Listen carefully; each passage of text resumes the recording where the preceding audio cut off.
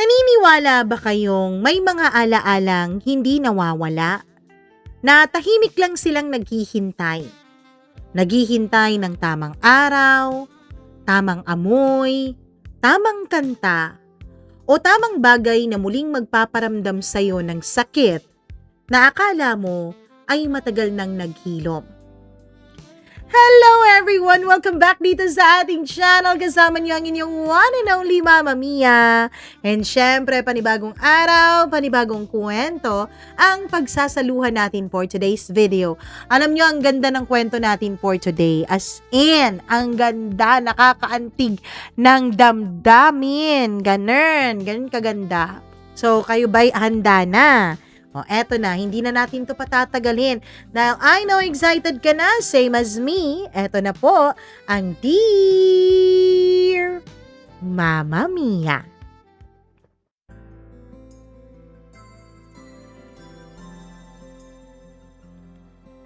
May mga taong kahit na wala na sa buhay natin, ay paulit-ulit pa ring bumabalik sa ating gunita at sa ating damdamin. Dear Mama Mia, anong gagawin natin dito, kuya? Napalingon ako sa bunso kong kapatid na si Noel habang nakatayo kami sa maliit na lumang bahay ng aming mga magulang sa San Pablo, Laguna. Mahigit 30 taon nang nakatayo ang bahay na yon. Doon kami lumaki. Doon kami natutong mangarap. At doon din namin unti-unting nakita kung paano napapagod ang dalawang taong ginawa ang lahat para lang maitawid kaming magkakapatid. Hindi na natin matitirhan, sabi ni Noel habang pinagmamasdan ang kupas na pintura sa dingding. Tumango ako. Ayos lang yun. Nakabili na rin naman tayo ng kanya-kanya nating bahay. Tahimik kaming nagkatitigan. Walang gustong magsabi ng totoo. Hindi bahay ang mahirap bitawan, kundi ang mga alaalang nakatira doon. 2 buwan pa lang ang nakalipas mula nung ilibing namin si Mama. 7 taon na ring nawala si Papa. Ngayon, kaming 3 magkakapatid na lang ang kailangang magpasya kung ibebenta ba ang bahay o ipapaayos. Ako na ang magliligpit sa taas, sabi ko. Sige kuya, kami naman ni Dana ang bahala dito sa baba. Kinuha ko ang lumang susi ng kwarto. Pagbukas ko ng pinto, bumungad agad ang amoy ng lumang kahoy, lumang libro at alikabok. Parang walang nagbago. Nandun pa rin ang aparador, ang mesa kong pinagpupuyatan noon, ang maliit na electric fan na kailangang batukan bago umikot. Napangiti ako. Hindi ko na malayang napaupo ako sa gilid ng kama. Dito ako unang nangarap. Dito rin ako unang umiyak dahil bumagsak ako noon sa isang major subject ko. At dito rin ako unang umamin sa sarili kong may mahal na ako. Napailing ako. Tigilan mo na nga yan, Roy. Mama Mia, 51 taong gulang na ako. May sarili na akong negosyo, may sapat na ipon, may maayos na buhay. Pero bakit kapag naaalala ko siya, parang bumabalik ako sa edad na 20. Tumayo ako at sinimulang ilabas ang mga lumang kahon sa ibabaw ng aparador. Mga notebook na halos hindi na mabasa ang laman. Mga certificates, mga magazine. Hanggang sa may isang maliit na lata ng biskwit na nahulog. Bumukas ang takip, kumalat ang laman. Mga lumang barya, mga ID lace at isang sirang relo. At may nakita ako. Isang litrato. Napatigil ako. Hindi dahil sa kalumaan ng litratong yun, kundi dahil kilalang kilala ko ang 2 taong nasa larawan na yun. Ako at siya. Napaupo akong muli. Hindi ko na malayang nanginginig ang mga daliri ko habang pinupunasan ng alikabok sa litrato. Sa larawan, pareho kaming nakangiti. Hindi dahil may kamera, kundi dahil alam kong masaya talaga kami noon. Nasa plaza kami pagkatapos ng foundation day ng university. May hawak akong 2 sorbetes.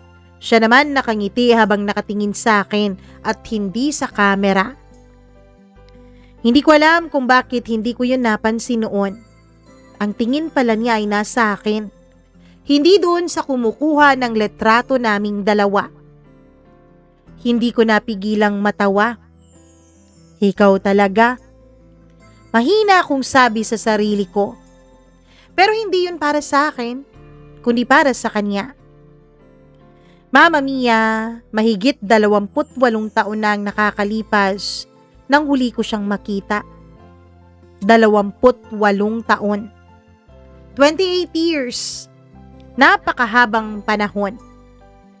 May mga batang ipinapanganak at nagkaroon na ng sariling pamilya sa pagitan ng mga taong iyon. Habang ako, may isang bahagi ng puso kong tila naiwan sa taong nasa litrato. Hindi dahil hindi ako nagmahal. Nagkaroon din ako ng relasyon. May babaeng muntik ko nang mapangasawa, pero hindi rin natuloy. Hindi dahil ikinukumpara ko siya, kundi dahil pareho naming napagtantong magkaiba pala ang direksyon ng buhay na gusto namin. At mula noon, trabaho na ang naging tanging mundo ko. Nagpagawa ako ng bahay, nagpalawak ng negosyo, nag-alaga kina mama at papa habang tumatanda sila. Masaya naman, tahimik. Pero may mga gabing hindi ko maipaliwanag kung bakit may kulang pa rin. Habang hawak ko ang litrato, napansin kong may maliit na punit sa ibabang bahagi. Mukhang matagal na yung nasira. Naalala ko tuloy ang araw na kinuhanan yon. Mainit ang panahon nun. Katatapos lang ng Foundation Day celebration. Pinilit niya akong sumakay sa Ferris wheel kahit alam niyang mahihiluhin ako. Pagkababa namin, halos hindi na ako makalakad. Tawang-tawa siya. "Tignan mong hayang mukha mo," sabi niya noon habang halos mapaupo sa kakatawa. "Ikaw kasi ang kulit mo. Ikaw naman ang seryoso mo palagi. Sa ganito na ang mukha ko." "Sinungaling, di naman ganyan ang mukha mo eh. Kasi kapag tumatawa ka, mas gwapo ka." Hindi ko alam kung bakit. Sa inabahaba ng panahon, Mama Mia, natatandaan ko pa rin ang boses niya. Hindi ko na malayang napapangiti pala ako. Kasabay noon ang isang mainit na buntong hininga. "Kuya!" sigaw ni Noel mula sa baba. "May nakita ka bang importante dyan?" Napatingin ako sa litrato. Oo, may nakita ako. Isang bagay na akala ko matagal ko nang nalimutan. "Ilang minuto pa, bababa na ako," sigaw ko pabalik. Hindi ko muna ibinaba ang litrato. Sa halip, inilagay ko yun sa bulsa ng polo ko. Hindi para itago, kundi para mas mapalapit. Pagkababa ko, nadatnan kong nagkakape ang mga kapatid ko sa lumang hapag. "Oh, kumusta dun sa taas?" "Maraming gamit. May nakita ka pang pwedeng itapon." Sandali akong natahimik. Saka ko nasasabihin. Hindi na sila nagtanong, Mama Mia. Sanay na ang mga kapatid kong tahimik talaga ako. Pagkatapos naming magligpit, gabi na nang makauwi ako sa bahay ko sa Calamba. Pagod ang katawan ko, pero gising na gising ang isip ko. Habang nagbibihis, nahulog mula sa bulsa ng polo ko yung lumang litrato. Pinulot ko yun. Inilapag sa mesa. Matagal ko yung pinagmasdan. Hanggang sa bigla kong naitanong sa sarili ko ang tanong na halos 30 taon kong iniiwasang sagutin. Nasaan na kaya si Elisa? May asawa na kaya siya? May mga anak? Masaya kaya siya?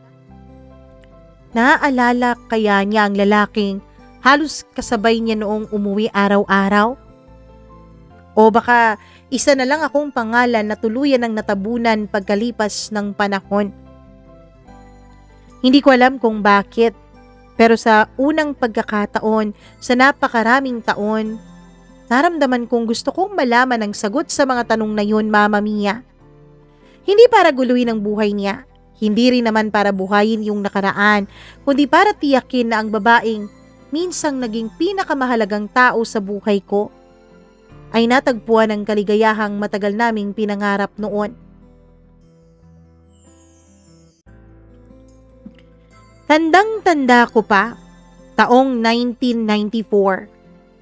21 taong gulang lamang ako noon. Kung may isang bagay na ipinangako ko sa sarili ko nang pumasok ako sa kolehiyo, yun ay ang hindi ako magkakaroon ng nobya hanggat hindi ako nakakapagtapos.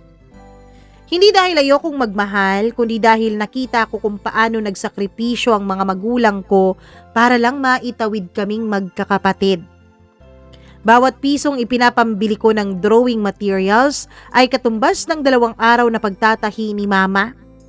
Ang bawat pamasahe ko ay katumbas ng 1 buong araw na pagkakarpentero ni Papa sa ilalim ng tirik na araw.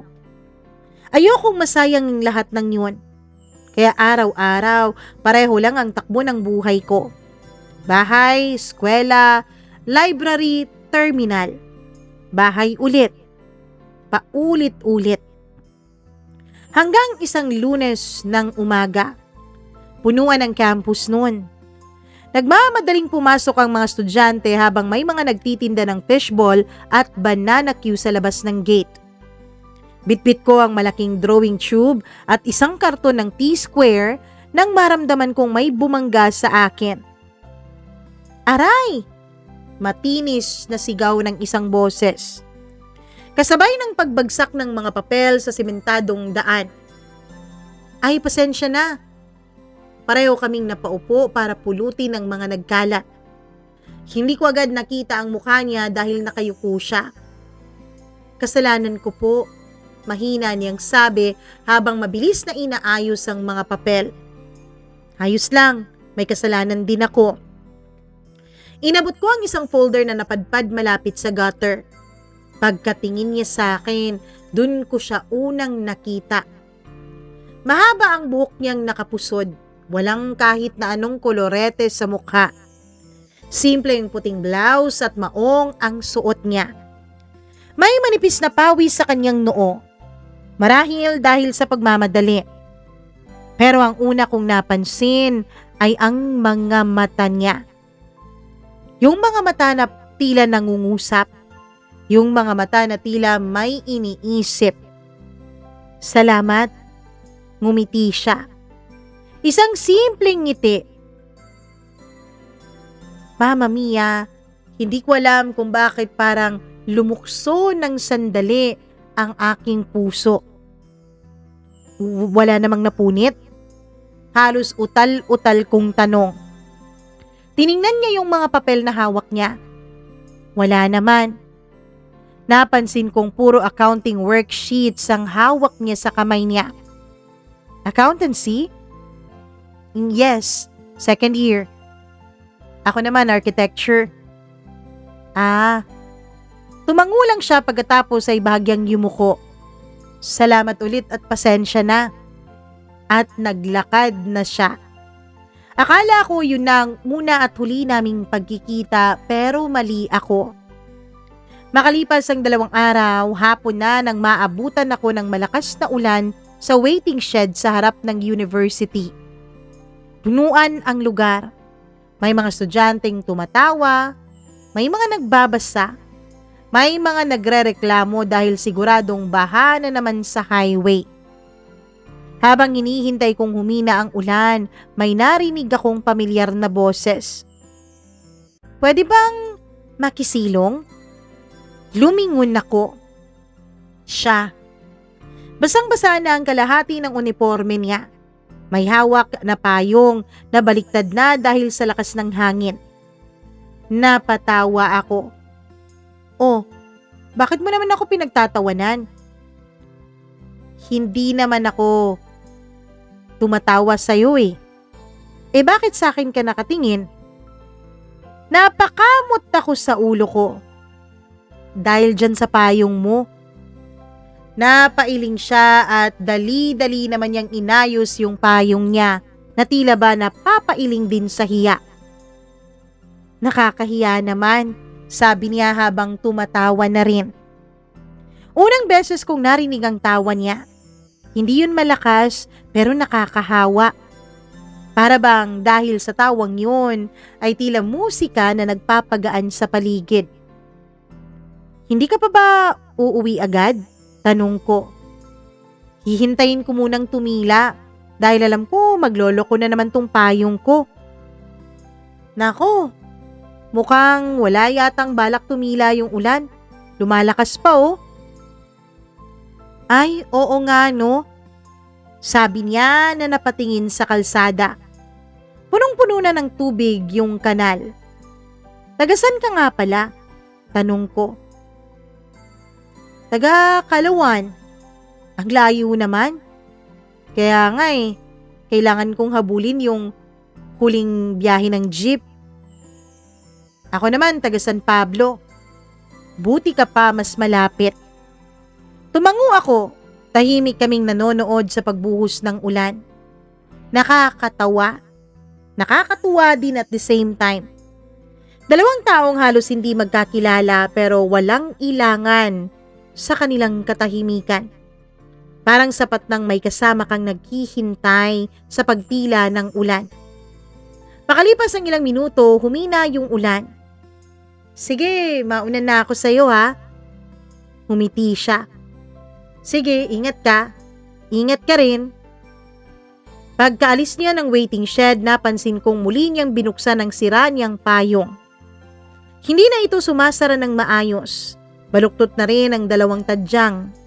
Halatang ilang taon na niyang ginagamit yun. Hindi ko alam kung bakit pero hindi ako mapakali. Tinakbo ko siya. Sandali. Napalingon siya. Ingat ka. Palagi naman sabi niya. Hindi ko alam kung anong pumasok sa isip ko. Bigla kong inabot yung payong ko. Oh, gamitin mo na lang. Ha? Paano ikaw? May jacket naman ako. Naku, hindi pwede, nakakahiya. Okay lang. Paano nga kung lumakas yung ulan mamaya? Mas malapit naman ako kaysa sayo. Tahimik siyang tumingin sa payong.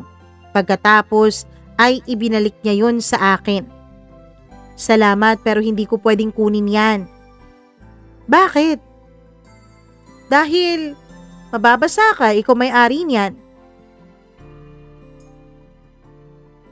Alam mo, okay pa naman tong payong ko tignan mo.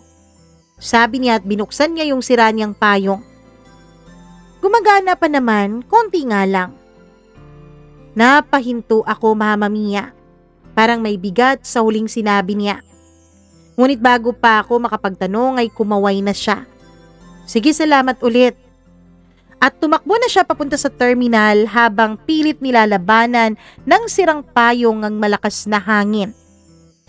Hindi ko alam kung bakit, pero hindi siya nawala sa isip ko buong gabi noon. Hindi naman dahil sa maganda siya, hindi din dahil sa nakakatuwa siyang kausap, kundi dahil pakiramdam ko, Mama Mia, parang may pasan-pasan siyang pilit niyang itinatago sa likod ng mga ngiti niya. Lumipas ang halos 2 linggo. Paminsan-minsan na lang kaming nagkakasalubong sa loob ng campus. Minsan sa library, minsan naman sa terminal.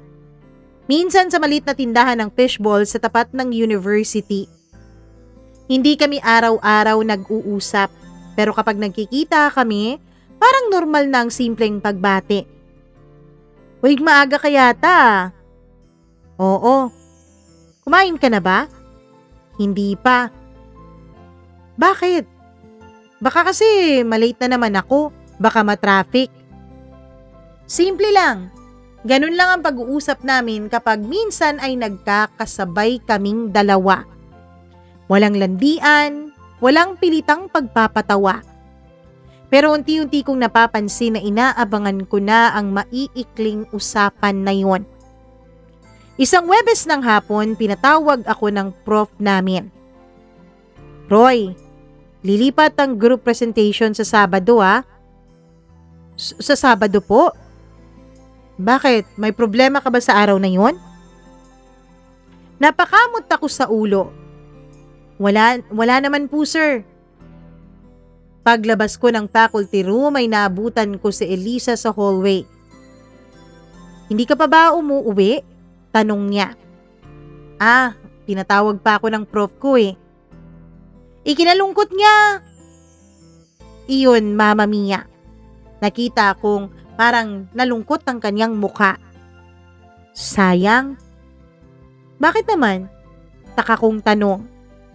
Kala ko sabay tayong maglalakad papunta sa sakayan. Kala ko nga rin eh.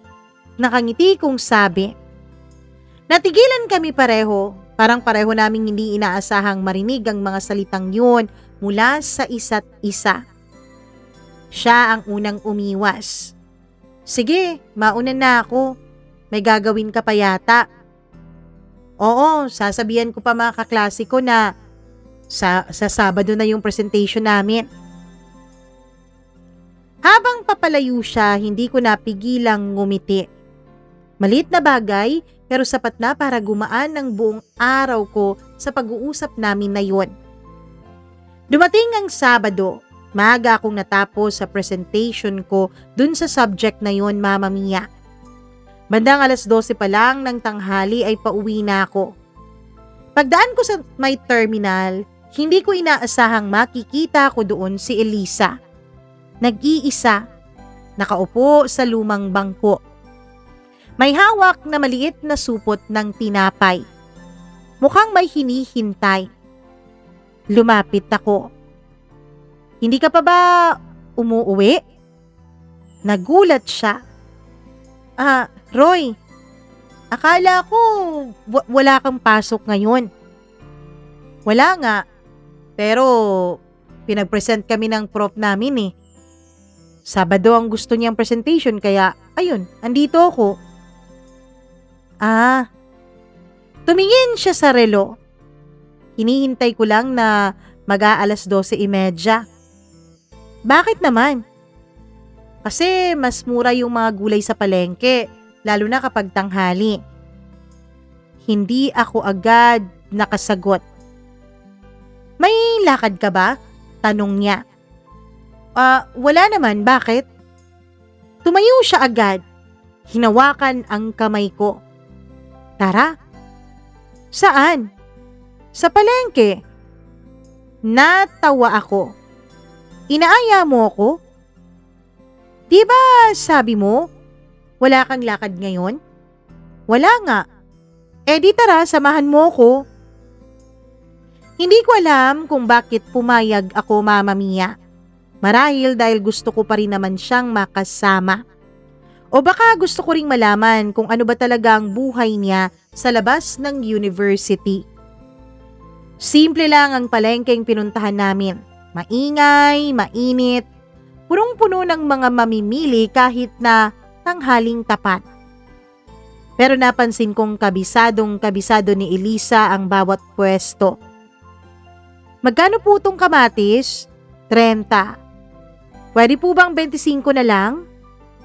Humiti yung tindera. Naku, ikaw na naman? Sige na po, tawad lang po eh. Teka, sige na po. Okay, sige na nga. Total, lagi ka namang bumibili. Napansin kong halos lahat ng tindera at tindero doon ay kilala siya. At halos lahat ay nakangiti kapag siya ang bumibili. Kahit na medyo may pagkaburaot siya kasi tinatawaran lahat ng bilihin. Mama Mia, pagkatapos naming mamili, napansin kong mabigat na ang 2 supot na dala-dala niya. Ako na. Sabi ko sabay kuha ng isang supot na mas mabigat sa tansya ko. Wag na, kaya ko naman to eh. Alam ko namang kaya mo. Pero dalawa naman tayong nandito kaya hayaan mo kung tulungan ka. Nag-alinlangan siya. Pagkatapos ay dahan-dahan niyang inabot sa akin yung mas mabigat na supot. Salamat ha. Habang naglalakad kami palabas ng palengke ay napansin kong hindi kami sa terminal dumiretso. Sa halip sumakay kami sa isang tricycle. Saan tayo pupunta? Sa bahay. Ha? Akala ko ba malayo yung sa inyo? Bakit nagta-tricycle lang tayo? Huwag kang kabahan. Di naman kita kikidnapin. Hindi rin kita inaayang pumasok sa loob ng bahay namin. Ihahatid mo lang ako. Natawa rin ako. Ano? Seryoso ka ba? Ihahatid kita? Tapos, agad mo na akong pinapasakay ng tricycle? Ayaw mo ba o gusto mo? Sige na nga. Mahigit 20 minuto ang biyahe namin. Unti-unting lumiliit ang mga bahay. Napalitan ng mga bukirin. May mga batang naglalaro sa kalsada. May mga kalabaw sa palayan. Huminto yung tricycle sa harap ng isang maliit na bahay na yari sa pinaghalong kahoy at hollow blocks. Malinis. May mga paso ng gumamela. May sampayan sa gilid. At sa bakuran, may 3 batang naghahabulan. Ate! Ate Elisa! Sabay-sabay nilang sigaw nang makita si Elisa. Agad nila itong niyakap. Namiss ka namin, ate. Ako rin. Ngumiti siya habang isa-isang hinahaplos ang ulo ng mga kapatid. Lumabas naman ang isang babaeng nasa 50 taong gulang na noon. Payat, may suot na lumang duster. O Elisa, apo. Heto na po. Inabot ni Elisa yung mga pinamili naming 2. Napansin kong hindi muna niya ako ipinakilala. Parang nahihiya. Nang mapansin niyang nakatayo pa rin ako sa may gate ay tsaka siya lumapit. Nako, pasensya ka na Roy ha. Hindi ko akalaing sasama ka talaga hanggang dito sa loob. Kala ko sasakay ka ulit dun sa tricycle pabalik eh. Ayos lang. Salamat sa pagtulong. Sabi niya. Tumango ako. Sige, babalik na rin ako. Bago pa ako makaalis, lumabas yung mama niya. Ikaw ba ang tumulong sa anak ko? Opo. Naku, maraming salamat iho ha. Wala po yun. Pagkatapos nun mama niya ay lumabas din yung matandang babae kanina. Nako, halika muna sa loob iho. Magmerienda ka muna. Magalang akong umiling. Sa susunod na lang po. Habang naglalakad ako pabalik sa kalsada ay napalingon ako. Nakita akong binubuksan ni Elisa ang supot ng tinapay na hawak niya nung nakita ko siya kanina sa terminal. Hinati niya yun sa maliliit na piraso. Hindi siya ang unang kumain. Ang mga kapatid niya, tapos ang lola niya, ang mama niya. Siya ang huling dumampot ng tinapay. At doon ko unang naunawaan kung bakit kahit kailan ay hindi siya bumibili ng pagkain sa kantin. Hindi dahil nagtitipid lang siya, kundi dahil bawat pirasong natitipid niya may batang nakakakain sa bahay. Habang nakasakay ako sa jeep pauwi, iisa lang ang umikot sa isipan ko, Mama Mia.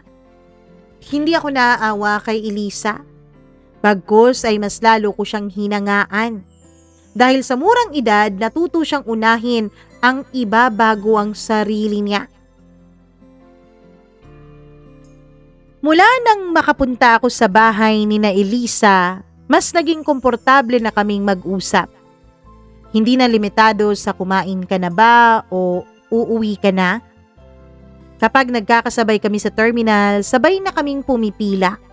Kapag mahaba ang pila ng jeep, nagkukwentuhan muna kami. Unti-unti kong nalaman ang mga bagay tungkol sa kanya. Mahilig pala siyang magbasa ng mga lumang nobela na hinihiram niya mula sa municipal library. Paborito niyang ulam ang ginataang kalabasa na niluluto ng mama niya. Takot siyang sumakay sa bangka dahil muntik na pala siyang malunod nung 10 taong gulang lamang siya. At tuwing malungkot siya, naglalakad lang siya ng mag-isa. Hindi ka ba natatakot? Saan? Na maglakad mag-isa? Tanong ko. Hindi. Mas natatakot akong umuwi nang wala akong magandang balita para sa pamilya ko. Hindi na naman ako nakasagot. Palagi na lang akong nauubusan ng sasabihin kapag nagsasalita na siya tungkol sa pamilya niya. Isang hapon matapos ang klase, niyaya niya akong dumaan sa maliit na karinderya malapit sa terminal. Hindi ba tayo kakain sa kantin? Hindi, mahal dun. Mas mura dito. Pagpasok namin, halos 10 mesa lang ang naroroon. Mainit, may lumang electric fan na maingay kung umikot. Amoy bagong pritong galunggong at sinigang ang buong lugar noon, Mama Mia. Ate, 2 kanin po. Ikaw? Anong ulam mo? Kahit ano. Wag yung kahit ano. Sige, adobo. Okay, ako munggo. Makalipas ang ilang minuto, dumating yung pagkain. Napansin kong inilipat niya sa plato ko ang kalahati ng adobo niya. Anong ginagawa mo? Hati tayo. Bakit? Munggo naman ang pinili ko, di ba? Marami naman to, para matikman mo din. Elisa, pagkain mo yan. Huwag ka na ngang makipagtalo sa akin, Roy. Hindi ka mananalo eh. Hindi mo naman ako inaagawan ng pagkain. Binibigyan kita ng pagkain ko. Okay, sige. Papayag akong kumuha dyan sa adobo mo. Pero pumayag ka rin kumain dito sa munggo ko. O sige na nga. Sige na para matapos na tayong kumain. Baka abutin pa tayo nito ng susunod na umagahan eh. Nagtawanan kami. Pagkatapos ay sabay kaming kumain. Pagkatapos naming kumain, Mama Mia, naglakad-lakad muna kami papunta sa plaza. May mga matatandang naglalaro ng chess o dama. May mga batang naghahabulan. May mga mag-asawa o magkasintahan na tahimik na nakaupo sa isang bangko. Tahimik kaming naglakad hanggang sa may nakita kaming matandang nagtitinda ng sorbetes. Kain tayo, libre ko. Sabi ko. Wag na. Minsan lang akong nanlilibre. Roy. Elisa, wag kang tanggi ng tanggi. Napangiti siya. O sige na nga. 2 sorbetes ang binili ko. Ube ang flavor nung sa kanya, kesong puti naman yung sa akin. Ba't ube?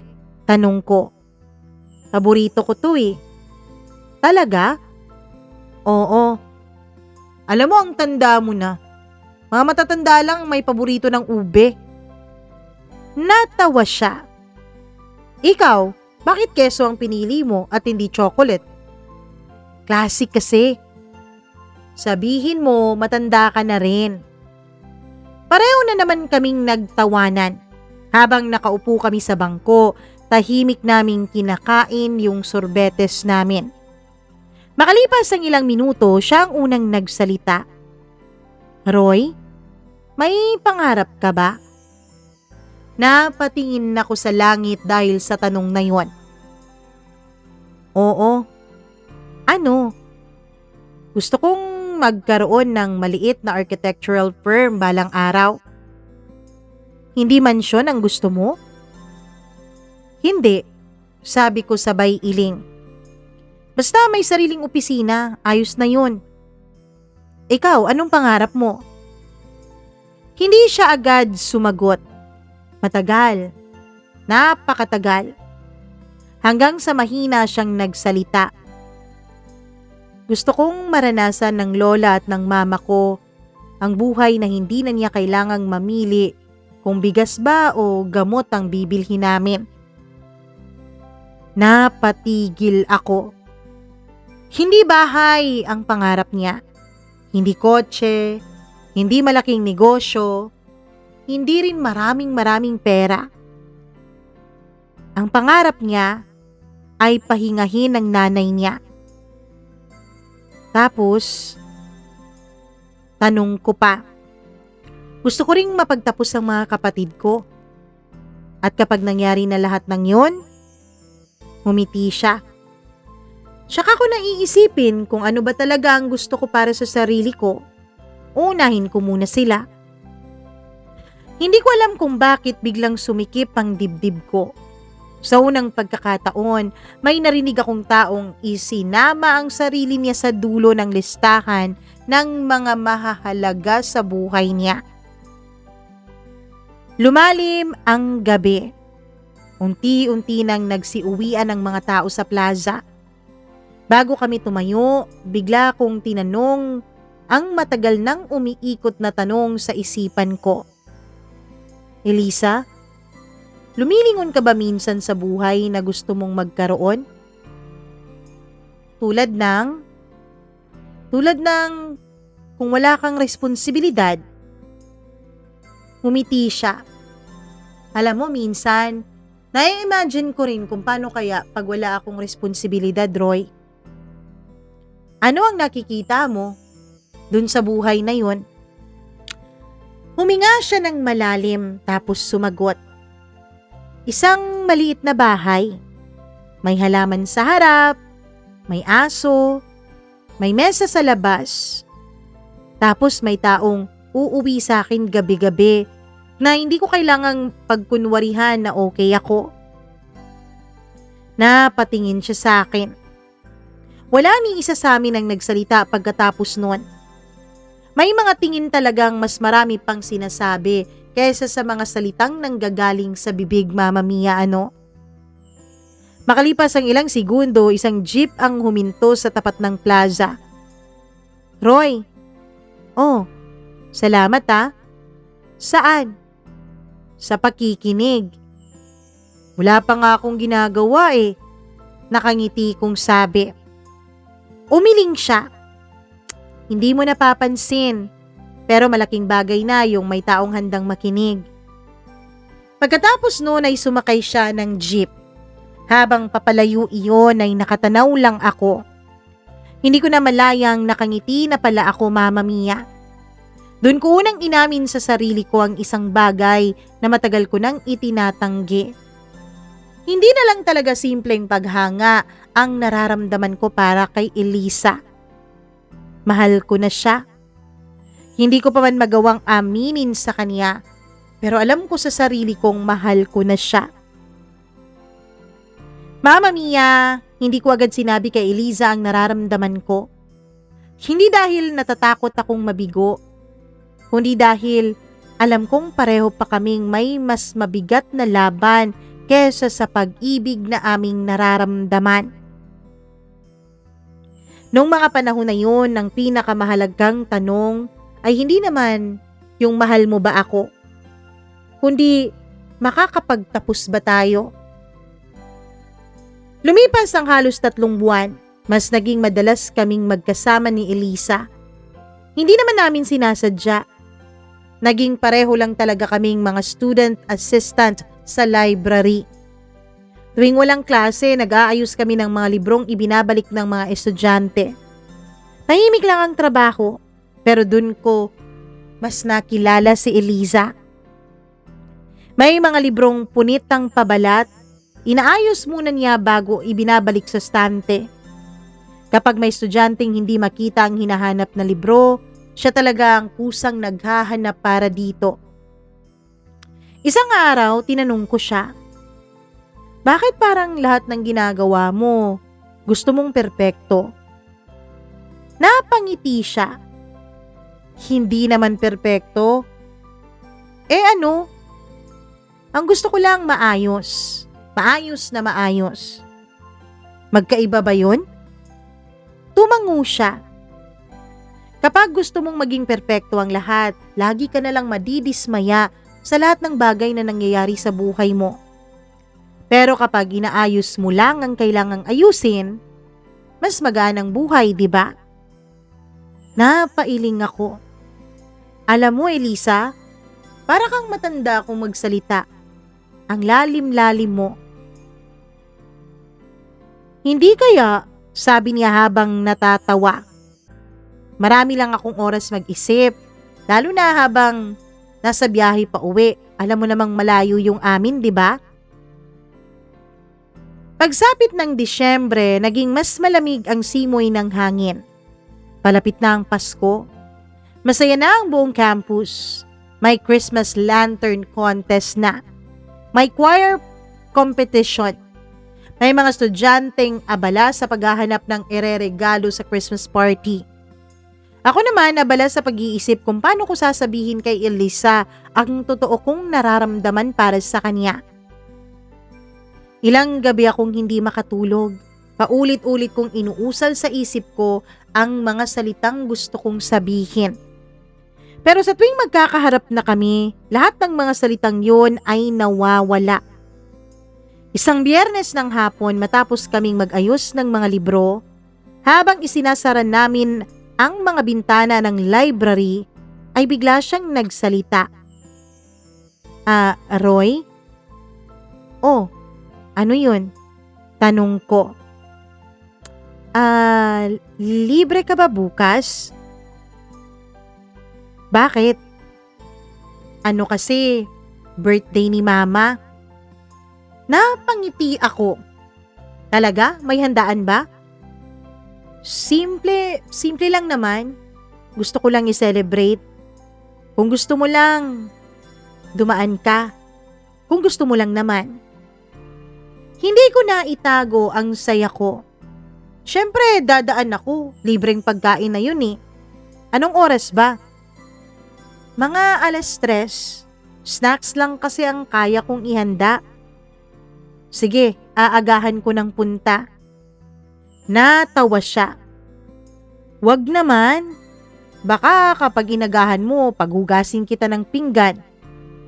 Ayos lang naman, basta may pa-BH ka sa akin. Pareho kaming natawa.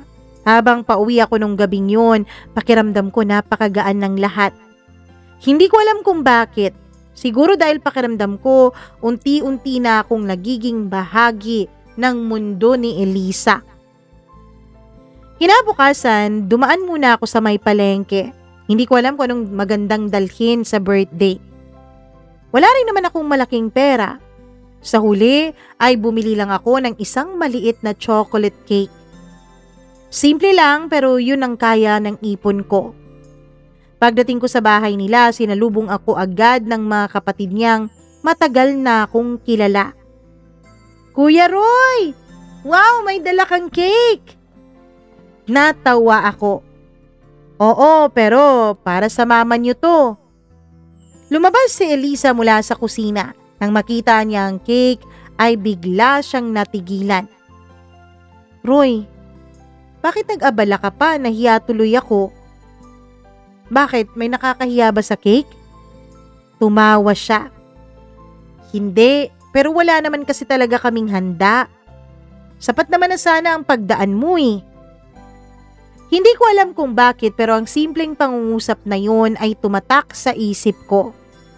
Sapat na sana ang pagpunta mo. At sa unang pagkakataon, Mama Mia, pakiramdam ko may isang bahagi sa mundo na mahalaga ang presensya ko. Masaya ang buong hapon. Nagluto sila ng pansit, may konting barbecue at may juice.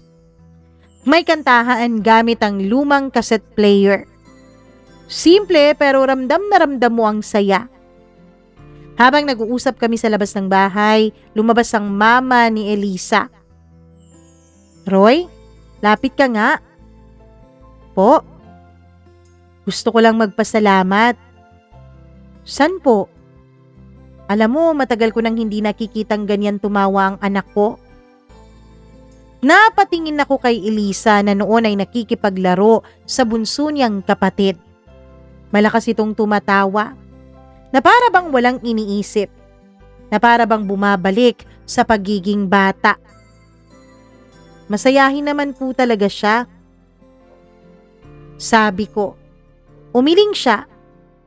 Siguro sa paaralan, hindi sa bahay. Kapag nandito siya, pakiramdam niya siyang pangalawang magulang ng mga kapatid niya. Kapag may problema kami, siyang hindi natutulog. Hindi niya pinapakita sa akin, pero nakikita ako sa kanya. Alagaan mo ang pagkakaibigan ninyo ng anak ko, ha? Alam ko malaking bagay ka para sa kanya. Hindi ako agad nakasagot. Hindi ko alam kung bakit, pero parang gusto kong sabihin sa mama niya na hindi lang pagkakaibigan ang nararamdaman ko para sa anak niya, kundi mahal ko na ito. Kaya lang pinigilan ko ang sarili ko, Mama Mia. Alam kong hindi pa yun ang tamang panahon. Bandang 5:00 ng hapon nagpaalam na ako. Habang naglalakad palabas ng bakuran, humabol si Elisa. Roy, lakad-lakad muna tayo. Tumango ako. Tahimik kaming naglakad sa makitid na daan sa pagitan ng mga palayan. Mahangin, maririnig namin ang huni ng mga ibon at ang mahinang kaluskos ng mga palay. Salamat ulit, ha, sabi niya. Huwag kang ang paulit-ulit dyan. Kailangan. Bakit naman? Tanong ko. Kasi bihira lang akong makatagpo ng taong hindi nanghihingi ng kapalit, ng taong hindi nanghuhusga sa itsura ng bahay namin. Humarap ako sa kanya.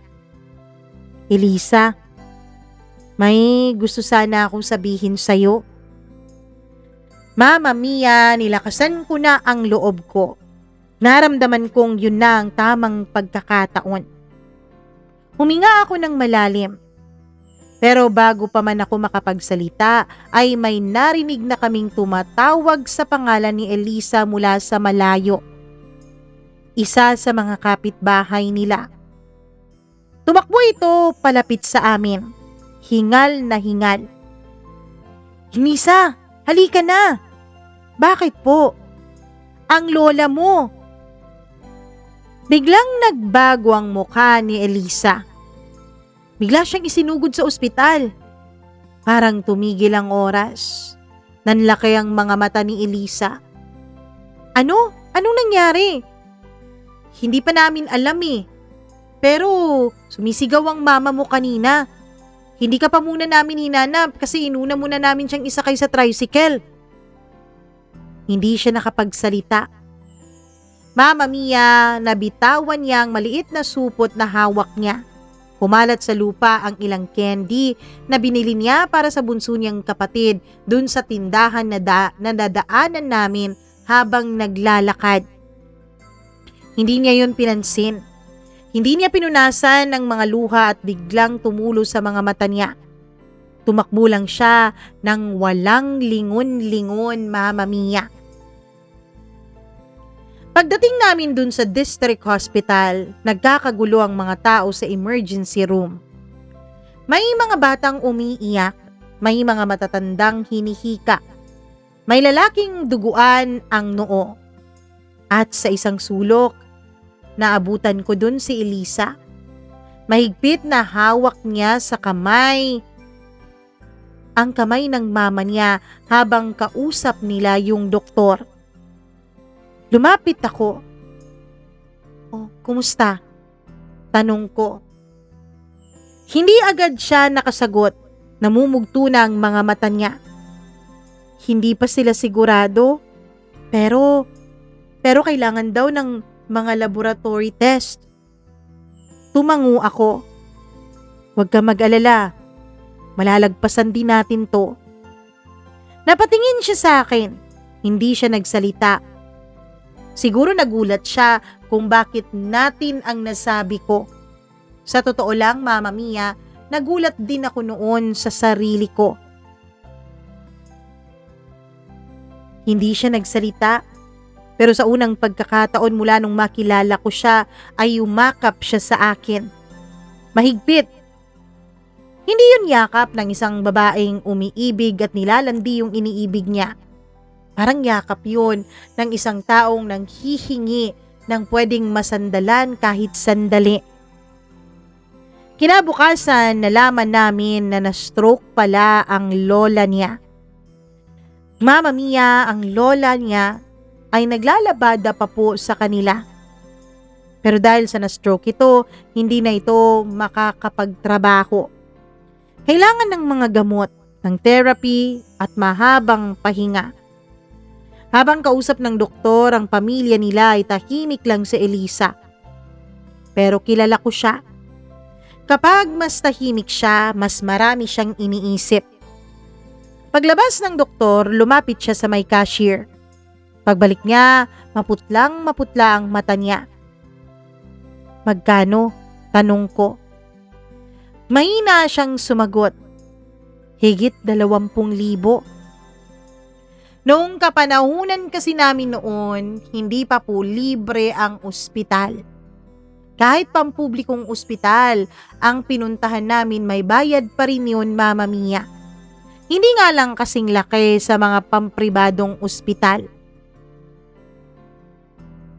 Hindi ko na naisip kung magkano ang laman ng ipon ko. Hindi ko na naisip kung sapat ba yun. Ang una kong naisip ay kung paano ko siya matutulungan. Elisa, magkano ba ang kulang? Hindi, Roy. Kaya namin to. Sigurado ka ba? Oo. Please, nakakahiya na sa'yo. Pero alam kong hindi totoo yun, Mama Mia. Kinagabihan ay pumunta ako sa bahay namin.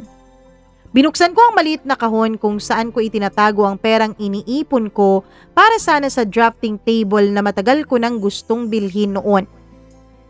Mahigit 2 taon kong pinag-ipunan yun. Binilang ko. Hindi kalakihan pero sapat para makatulong. Kinabukasan, bago ako pumasok sa eskwela ay maaga muna akong pumunta sa ospital. Tahimik kong inilagay yung sobre sa tabi ng bag niya. Pero napansin niya. Roy, ano to? Konting tulong lang. Hindi niya agad binuksan pero nang makita niya ang laman ay agad niya yung isinara. Roy, hindi. Alam kong inipon mo rin to. Oo. Pwes hindi ko to kukunin. Elisa naman. Roy, para sa'yo to. Nag-ipon ka, ibig sabihin may papupuntahan ng perang to. Elisa, makakapag-ipon naman ulit ako. Pero si Lola, yung lola mo, kailangan niya ngayon. Kailangan niya yun pera ngayon. Unti-unti siyang napaiyak. Roy, hindi ko alam kung paano kita mababayaran. Hindi naman yan utang eh. Tulong yan. Alam ko naman, nababalik din sa akin yung pera na yan. Saan? Paano? Elisa, makita lang kitang nakangiti muli. Pakiramdam ko mayaman na ako. Hindi na niya napigilan ang pagluha. Lumipas ang mga linggo. Hindi na nga naging maayos ang lola ni Elisa, Mama Mia. Ang mama na lang niya ang naglalabada ng mas marami. Ang 3 niyang mga kapatid ay nagsimulang magtinda ng kakanin pagkatapos ng klase. At si Elisa, mas lalo pang naging abala. Pagkatapos ng klase ay dumidiretso siya sa isang maliit na photocopy shop malapit sa university. Doon siya nagtatrabaho hanggang 7:00 ng gabi. Pagkatapos uuwi pa siya para mag-asikaso sa bahay at sa lola niya. Isang gabi nadatnan ko siyang nakatulog sa mesa ng library. Nakahawak pa rin sa libro. May ballpen sa papel. Dahan-dahan kong tinakpik ang balikat niya. Elisa, ay nakatulog pala ako. Sabi niya at napatingin sa relo. Kailan ka ba huling nakatulog ng maayos? Tanong ko. Ngumiti siya. Hindi ko na maalala eh. Hindi ako nagsalita. Tahimik kong inilapag sa harap niya ang isang pandesal at isang mainit na kape. Roy, hindi naman ako nanghihingi. Alam ko, pero kailangan mong kumain. Roy, bakit mo ba ginagawa ang lahat ng to? Huminga ako ng malalim, Mama Mia. Eto na siguro ang pagkakataong matagal ko nang hinihintay. Dahil mahal kita, Elisa. Tahimik siya. Parang tumigil ang buong library. Naririnig ko ang sariling tibok ng puso ko. Nakatingin lang siya sa akin. Hindi siya umiwas, hindi rin siya nagsasalita. Lumipas ang ilang segundo. Pagkatapos noon ay ngumiti siya. Pero kasabay ng ngiting iyon, Mama Mia, ay may tumulong 2 luha sa mga pisngi niya. Roy, huwag ngayon. Hindi dahil ayoko, kundi dahil wala akong karapatang unahin ng sarili ko. Ayokong maging unfair sa'yo. Parang may mabigat na batong bumagsak sa dibdib ko. Hindi ko kayang mangako. Hindi ko alam kung kailan magiging maayos ang buhay namin. At ayokong hintayin mo ko ng ganun katagal. Tahimik akong nakinig. Masakit pero naiintindihan ko siya, Mama Mia. Lumapit ako. Dahan-dahan kong hinawakan ang kamay niya. Kung hindi mo kayang mangako, ako na lang. Hihintayin kita, Elisa, kahit gaano katagal. Wag, Roy. Masasaktan ka lang. Sa tingin mo ba, hindi pa ako nasasaktan ngayon? Napaluha siya. Mahigpit niyang hinawakan ang kamay ko at sa unang pagkakataon, mahina niyang sinabi ang mga salitang habang buhay ko yatang dadalhin. Mahal din kita, Roy. Pero sa ngayon, ang pamilya ko muna. Hindi ako ngumiti, hindi na rin ako umiyak. Tumango lang ako, Mama Mia. Dahil sa gabing yun, alam kong pareho naman naming pinili ang pag-ibig. Pero pareho rin naming piniling unahin ang responsibilidad. Pagkatapos ng gabing yun ay walang naging opisyal na kami. Wala ring petsang maaalala bilang anibersaryo. Hindi ako nanligaw, hindi rin niya ako sinagot. Pero pareho naming alam ang totoo. Mahal namin ang isa't isa. Kaya lang alam din namin na hindi pa tamang panahon para sa pagmamahalang iyon. Lumipas ang halos 1 taon. Nakapagtapos na ako ng kolehiyo. Hanggang sa nakapasa na rin ako ng board exam, makalipas lang ang ilang buwan. Nagkaroon ako ng trabaho sa isang maliit na architectural firm sa Maynila. Masaya sana yun. Yun kasi ang pangarap ko eh. Pero kapalit noon ang pag-alis ko sa Laguna. Nung araw na sinabi ko kay Elisa na kailangan kong lumipat, ay matagal siyang hindi nakapagsalita. Magkatabi lang kaming nakaupo sa lumang bangko sa plaza. Doon din sa lugar kung saan namin unang pinag-usapan noon ang mga pangarap namin. Kailan ang alis mo? Tanong niya. Sa susunod na linggo. Numango siya. Wala na palang atrasan yan. Wala na, sabi ko. Huminga siya ng malalim at sinabing masaya siya para sa akin. Pero sabi niya na hindi niya itinuloy. Kailangan kong tanggapin. Pwede kitang hintayin pero wag mong itali ang buhay mo sa pangako mo sa akin, Roy. Hindi ko naman nararamdamang tali ka eh. Pero ako ang nakakaramdam nun, Roy.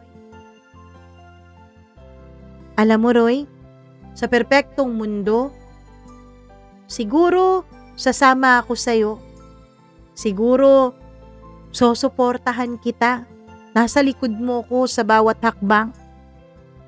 Kaya lang, hindi ganun ang mundong ginagalawan nating dalawa.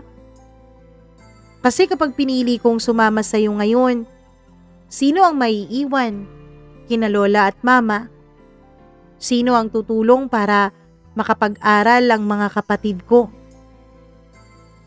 Wala akong maisagot, Mama Mia, dahil alam kong tama siya. Mahal niya ako pero mas marami pang taong umaasa sa kanya. At hindi ko kayang hilingin na talikuran niya ang mga yun para lang sa akin. Tumayo ako at tumapit sa kanya. Hinawakan ko ang magkabila niyang balikat. Makinig ka ha? Hindi ko naman hinihiling na pumili ka. Dahil kapag ginawa ko yun, hindi na ikaw ang babaeng minahal ko. Isa sa mga katangian mo na minahal ko sa'yo, Elisa, ay ang pagiging selfless mo. Tuluyan ang bumuhos ang mga luha sa mga mata niya. Mahigpit niya akong niyakap. Mahigpit na para bang gusto niyang pigilan ang oras. Wala akong maipapangako, Roy. At wala rin akong hinihinging pangako sa'yo. Mahina niyang sabi. Basta isang bagay lang. Ano yun? Tanong ko. Kapag dumating ang araw na hindi na tayo magkikita, wag mo sanang iisipin na hindi totoo ang pagmamahalan natin kahit wala tayong naging relasyon, ha? Hindi ko yun iisipin. Dahil alam kong totoo mo akong minahal. At sigurado ako sa sarili kong totoo din kitang minamahal. Kinabukasan, nang pag-alis ko ay dumaan siya sa terminal. May dala siyang maliit na paper bag. Ano to?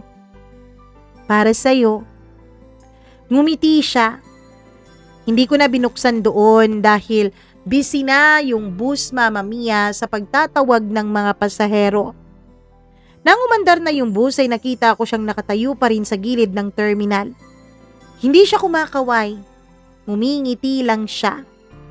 Alam kong ayaw niyang ang huling alaala ko sa kanya ay umiiyak siya. Pagdating ko sa Maynila ay tsaka ko lang binuksan yung paper bag. May lamang maliit na lunchbox.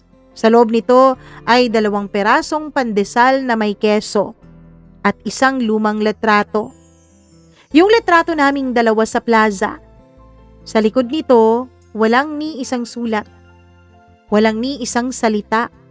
Walang pangako. Walang nagsasabing hintayin mo ko. Ngumiti ako. Ganun talaga si Elisa.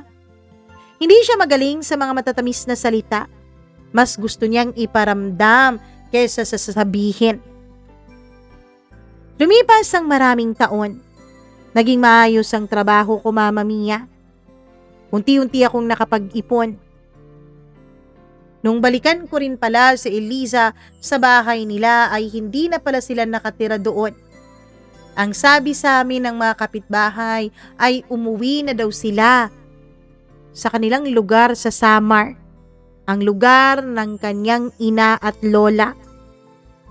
Ako naman ay natupad ko ang aking pangarap noon na makapagpatayo ng maliit na negosyo. Paminsan-minsan, nagtatanong ako sa mga dati naming kakilala tungkol sa pamilya ni na Elisa. Nalaman ko, Mama Mia, na nakapagtapos pala ang mga kapatid niya, nakapagtrabaho. Unti-unting gumaan ang buhay nila. Yun lang ang huli kong nabalitaan. Dahil nung tinanong ko ang mga kaklase at mga kaibigan namin tungkol kay Elisa, ay wala silang masabi sa akin. Hindi ko na hinanap si Elisa. Hindi dahil nakalimutan ko siya, kundi dahil naaalala ko ang sinabi ko noon. Hindi ko guguluhin ang buhay na pinaghirapan niyang buuin, Mama Mia. 28 taon na ang lumipas. Ngayon, narito ako. Nakatayo sa dati naming bahay, hawak yung parehong litrato. Kupas na ang kulay nito. May punit na nga ang gilid. Pero kapag tinititigan ko yon, parang naririnig ko pa rin yung mga tawa niya. Parang naaamoy ko pa rin ang bagong lutong pansit nung kaarawan ng mama niya. Parang nakikita ko pa rin siyang nakikipagtawaran sa palengke. Nakangiti ako. Ngayon ko naunawaan kung bakit may mga alaalang hindi kailangang balikan. Hindi naman dahil masakit sila, kundi dahil sapat ng minsan mo silang naranasan. Maraming pagkakataon kong pinagsisisihan kung bakit hindi ko pinaglaban ang pag-ibig naming dalawa. Pero ang iisa lang ang laging sagot ng isipan ko. Dahil kung kami talaga ang para sa isa't isa, kami talaga. At hindi naman dahil hindi niyo pinaglaban o hindi kayo nagkatuluyan ay hindi na totoo ang naging pagmamahalan ninyo. Minsan nasusukat ito sa taong tinulungan mong maabot ang mga pangarap niya kahit alam mong wala ka naman sa dulo ng landas na yon. Hindi naging kami ni Elisa pero hindi ibig sabihin noon na nabigo ang pagmamahalan namin. Sa katunayan, siya ang nagturo sa akin na ang pag-ibig ay hindi lang tungkol sa paghawak. Minsan ang pinakamalalim na pagmamahal ay yung marunong ka ring bumitaw. Mama Mia, kung nagtatanong kayo at nagtataka kung bakit ako nagpadala ng sulat sa inyo, yun ay dahil nitong Abril lamang, Holy Week. Nung malaman ko mula sa dati naming kaklase na nakapag-asawa pala si Elisa. Ang napangasawa niya, Mama Mia, ay dati rin naming schoolmate na may kaya sa buhay. At yung lalaking yun, siya pala ang dahilan kung bakit nakapagtapos ng pag-aaral ang mga kapatid ni Elisa. Alam mo, Mama Mia, doon ako mas lalong bumilib sa kanya. Dahil kahit sa uling pagkakataon, kahit kapalit nito ay ang kaniyang kalayaan, hindi yun pinili ni Elisa. Mas pinili niyang tuparin ang matagal na niyang pangarap. Ang pangarap na maiahon ang kanyang buong pamilya sa hirap. Maraming salamat po, Mama Mia. Wala po akong galit kay Elisa. Wala rin po akong pagtatampo. Sinulat ko lamang po ito para alalahanin ang pag-ibig na minsan naming pinagsaluhan. Lubos na gumagalang, Roy.